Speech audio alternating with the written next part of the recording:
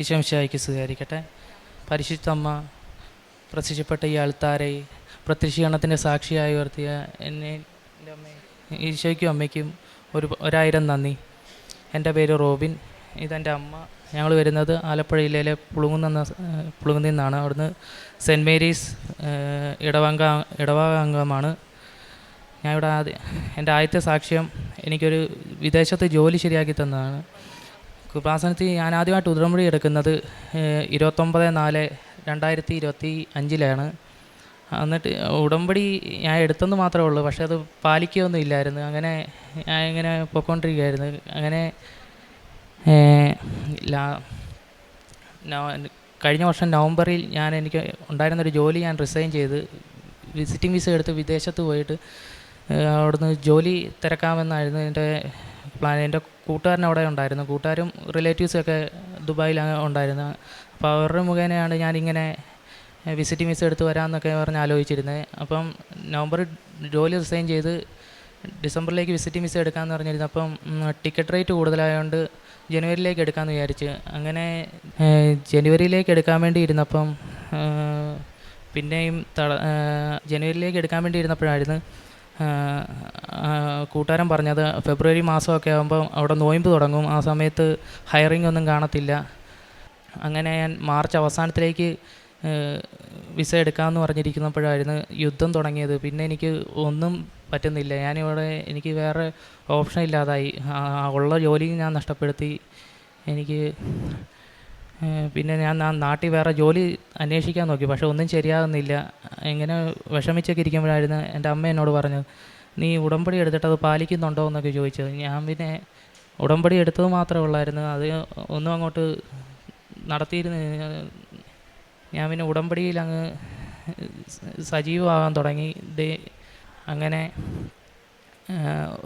ഒരു ദിവസം ഞാൻ ഇൻസ്റ്റാഗ്രാമിൽ ഇങ്ങനെ റീൽ കണ്ടുകൊണ്ടിരുന്നപ്പോൾ ഒരു ആഡ് കണ്ട്. അങ്ങനെ ഒരു ജോബ് ഇൻ്റർവ്യൂവിൻ്റെ ആയിരുന്നു.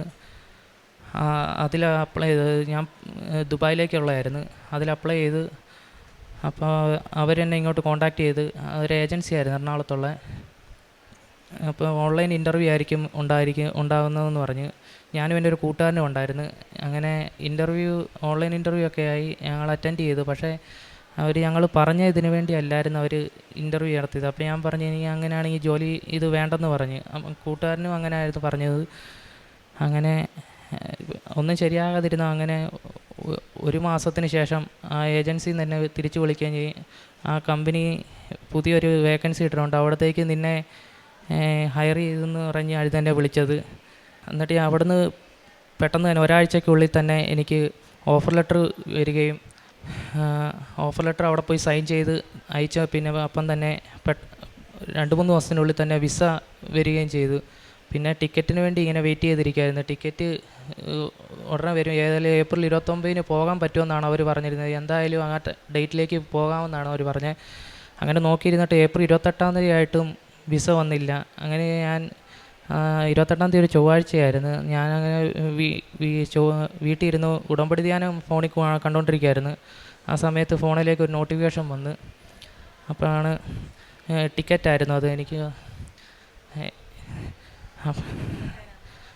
ഈ മാസം 9-ാം തീയതി ശനിയാഴ്ച ഞാൻ ദുബായിലേക്ക് പോവുകയാണ്. അതെല്ലാം മാതാവിൻ്റെ ഈശോയുടെ ഒരു ഇതിലാണ്. എനിക്കൊരു മെറിറ്റും ഇല്ല. Not my merit but by grace. മാതാവിൻ്റെ ഈശോയുടെ അനുഗ്രഹത്താലാണ് എനിക്കെല്ലാം സാധ്യമായത്. പിന്നെ എനിക്ക് 7 വർഷമായിട്ടൊരു അലർജി ഉണ്ടായിരുന്നു, ഈ ജലദോഷവും തുമ്മലും.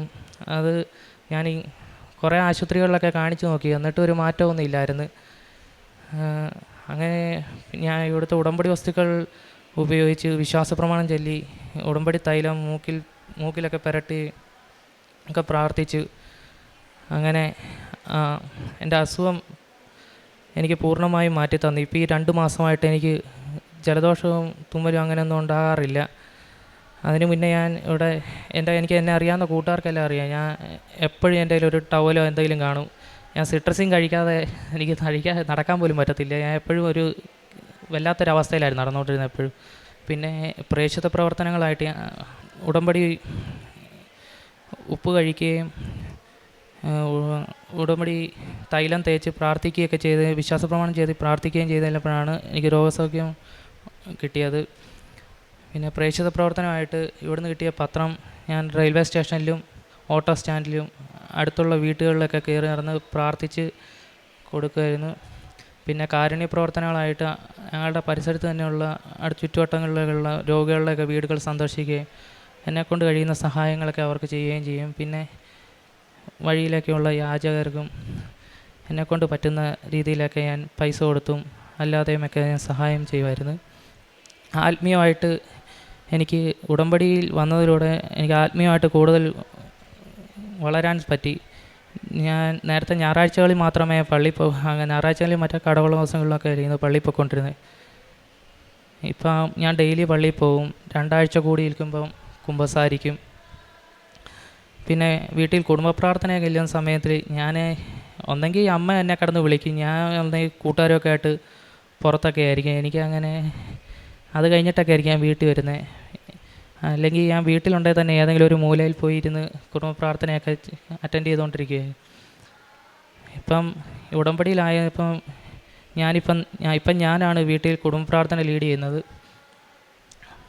പിന്നെ ബൈബിൾ ഇപ്പം നേരത്തെ കുടുംബ പ്രാർത്ഥന കഴിയുമ്പോഴായിരുന്നു ബൈബിൾ വായിച്ചു. അത് കുറച്ച് നേരത്തേക്കൊന്ന് വായിച്ച് ചെറിയ അധ്യായമൊക്കെ നോക്കി വായിച്ച് ഇപ്പം അരമണിക്കൂറും അതിലേറെയൊക്കെ ബൈബിൾ വായിക്കുന്നുണ്ട്.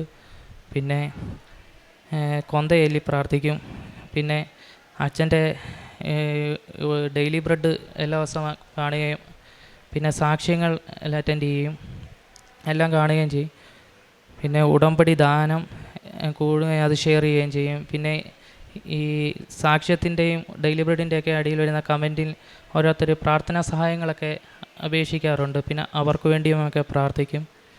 ഇത്രയേറെ അനുഗ്രഹങ്ങൾ തന്ന ഈശോയ്ക്കും അമ്മ മാതാവിനും ഒരുപാട് നന്ദി. എൻ്റെ പേര് റോസമ്മ. ഞാൻ 25/3/2025 ഉടമ്പടി എടുത്തിരിക്കുന്നത്. അമ്മയ്ക്കും ഈശോയ്ക്കും 1000 നന്ദി. ഈ അൽത്താരെ കയറി സാക്ഷ്യം പറയാൻ ഭാഗ്യം തന്നതിനെ ഓർത്ത് അങ്ങേക്ക് നന്ദി പറയുന്നു. പിന്നെ എനിക്ക് വെരികോസ് വെയിൻ്റെ കാലിൻ്റെ മടക്കിനൊക്കെ ഭയങ്കര വേദനയായിരുന്നു.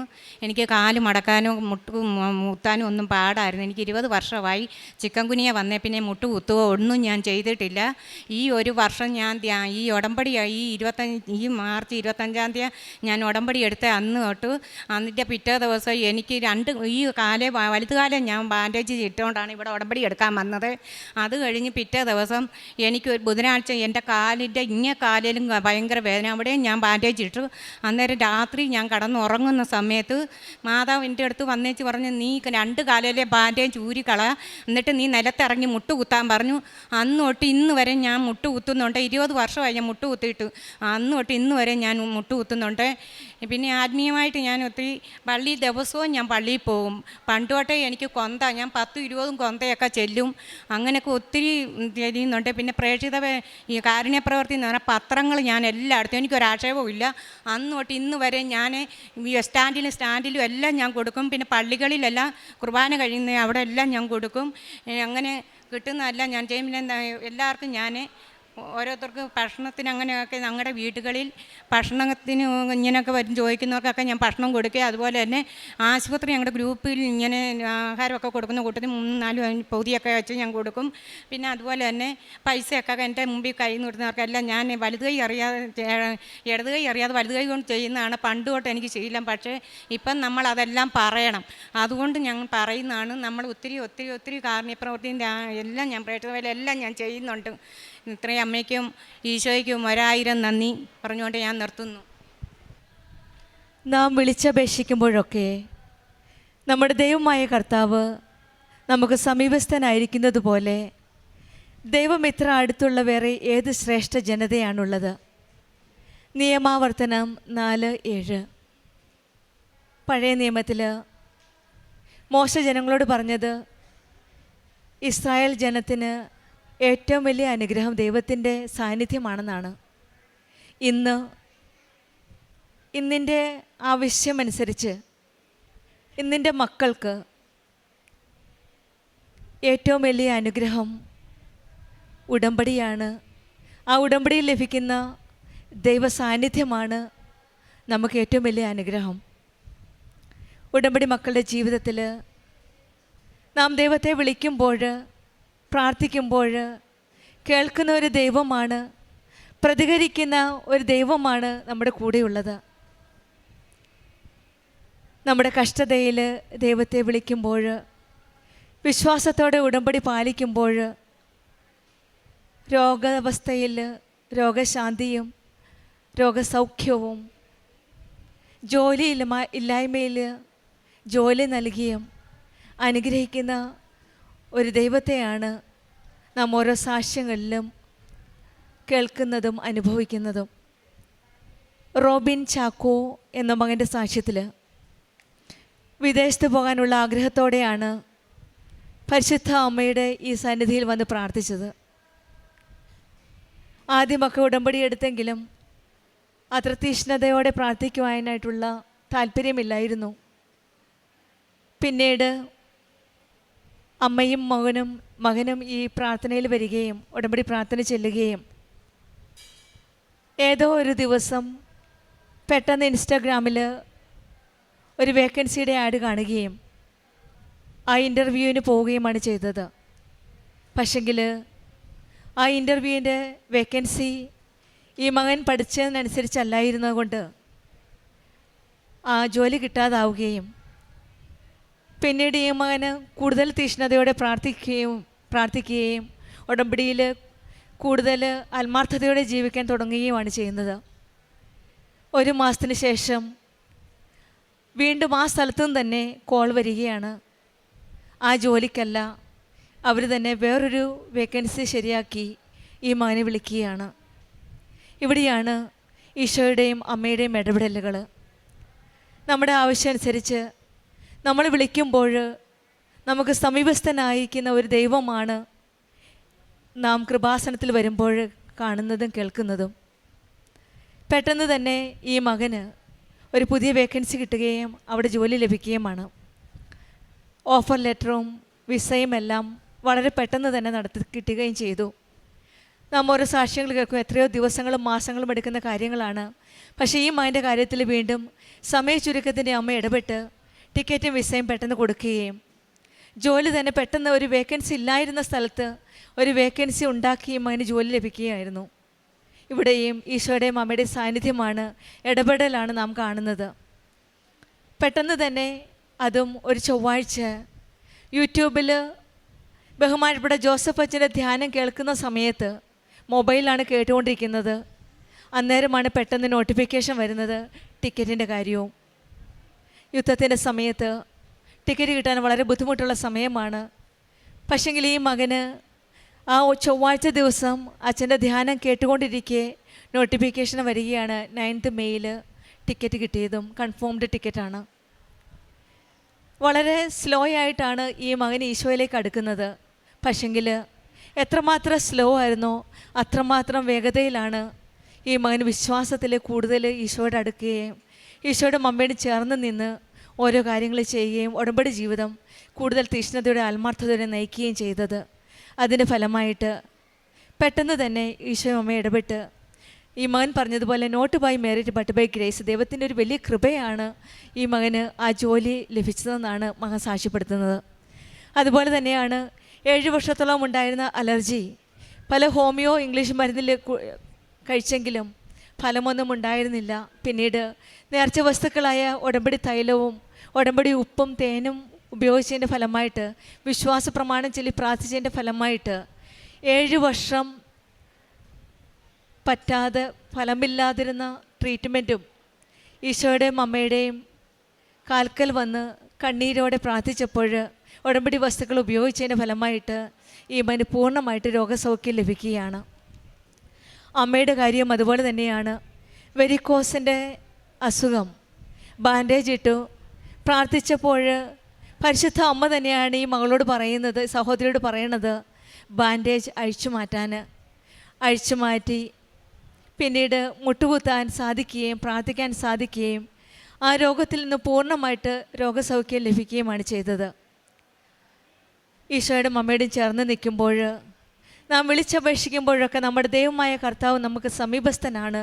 ഉടമ്പടി മക്കളുടെ ജീവിതത്തിൽ ഓരോ സാക്ഷ്യങ്ങളിൽ നാം മനസ്സിലാക്കുന്നത് നമ്മളൊരു ശ്രേഷ്ഠ ജനതയാണെന്നും നമുക്ക് സമീപസ്ഥനായ ഒരു ദൈവമാണ് നമ്മുടെ കൂടെയുള്ളതെന്നും നമ്മെ സംരക്ഷിക്കുന്ന, നമ്മെ കരം പിടിച്ച് മുന്നോട്ട് നയിക്കുന്ന കൃപാസനം അമ്മയാണ് നമ്മുടെ കൂടെയുള്ളതെന്നും എന്ന് നമുക്ക് മനസ്സിലാക്കുമ്പോഴാണ് നമ്മുടെ ജീവിതത്തിൽ പുതിയ വഴികൾ തുറന്നു നൽകുന്നത്. ഈ മകൻ്റെ ജീവിതത്തിൽ ഈശോയുടെ നമ്മുടെ അടുത്തെറിഞ്ഞപ്പോൾ പുത്തൻ വഴികൾ തുറന്നു കൊടുക്കുകയായിരുന്നു. ഈ മകൻ പ്രത്യേകമായിട്ടൊരു കാര്യം പറഞ്ഞത്, ഞാൻ ഓരോ സാക്ഷ്യം കേൾക്കുമ്പോൾ സാക്ഷ്യത്തിൻ്റെ ആ അടിയിൽ ഓരോ മക്കളും പ്രാർത്ഥന റിക്വസ്റ്റ് ഇടുന്നുണ്ട്, ഞാൻ ആ മക്കൾക്ക് വേണ്ടി പ്രാർത്ഥിക്കാറുണ്ട് എന്നാണ്. പലപ്പോഴും നാം പല സാക്ഷ്യങ്ങളും കേട്ടിട്ടുണ്ട്. പക്ഷേങ്കിൽ ഈ മകന് പ്രത്യേകമായിട്ട് പ്രാർത്ഥിക്കുന്നത് ടെസ്റ്റിമണി, അതായത് സാക്ഷ്യങ്ങളുടെ കീഴിൽ വരുന്ന ഓരോ മക്കളിടുന്ന പ്രാർത്ഥന റിക്വസ്റ്റ് കേൾക്കുമ്പോഴും കാണുമ്പോഴും ഈ മകൻ അവർക്ക് വേണ്ടി പ്രാർത്ഥിക്കുകയാണ്.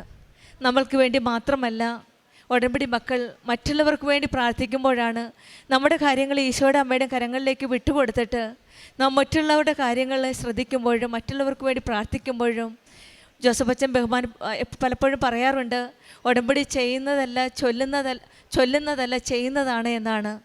ഈ മകന് ചൊല്ലുന്നതിനോടൊപ്പം ചെയ്യുകയാണ്, മറ്റുള്ളവരുടെ കാര്യങ്ങൾ അന്വേഷിക്കുകയും മറ്റുള്ളവരുടെ കാരുണ്യപ്രവർത്തികൾ ചെയ്യുകയും, പക്ഷേ ഏറ്റവും കൂടുതൽ മറ്റുള്ളവർക്ക് വേണ്ടി പ്രാർത്ഥിക്കുകയാണ്. സ്വന്തം കാര്യമെല്ലാം ഈശോയുടെ കരങ്ങളിൽ ഏൽപ്പിച്ചിട്ട് മറ്റുള്ളവർക്ക് വേണ്ടി പ്രാർത്ഥിക്കുകയും കൂടിയാണ് ചെയ്യുമ്പോൾ നമ്മുടെ ജീവിതത്തിൽ ഈശോയും അമ്മയും നമ്മൾ ഏൽപ്പിച്ചു കൊടുക്കുന്ന കാര്യങ്ങൾ നമ്മുടെ ശ്രേഷ്ഠ ജനതയായിട്ട് നമ്മളെ മാറ്റുകയാണ്.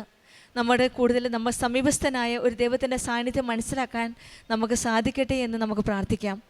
റോബിൻ ചാക്കോയ്ക്കും കുടുംബത്തിന് ലഭിച്ച എല്ലാ അനുഗ്രഹങ്ങൾക്കും നമ്മൾക്ക് കരങ്ങളടിച്ച് ദൈവത്തെ മഹത്വപ്പെടുത്താം. യേശുവേ നന്ദി, യേശുവേ സ്തുതി, ആവേ മരിയ. അത്യപൂർവ ദൈവാനുഭവങ്ങൾ ഇനി നിങ്ങൾക്കും സ്വന്തം. ഈ യൂട്യൂബ് ചാനൽ ഇതുവരെ സബ്സ്ക്രൈബ് ചെയ്തിട്ടില്ലെങ്കിൽ ഇപ്പോൾ തന്നെ സബ്സ്ക്രൈബ് ചെയ്യുക. ഈ വീഡിയോ ഇപ്പോൾ തന്നെ നിങ്ങളുടെ സുഹൃത്തുക്കൾക്ക് ഷെയർ ചെയ്തുകൊണ്ട് കർത്താവിൻ്റെ പ്രേക്ഷിതരാകുക.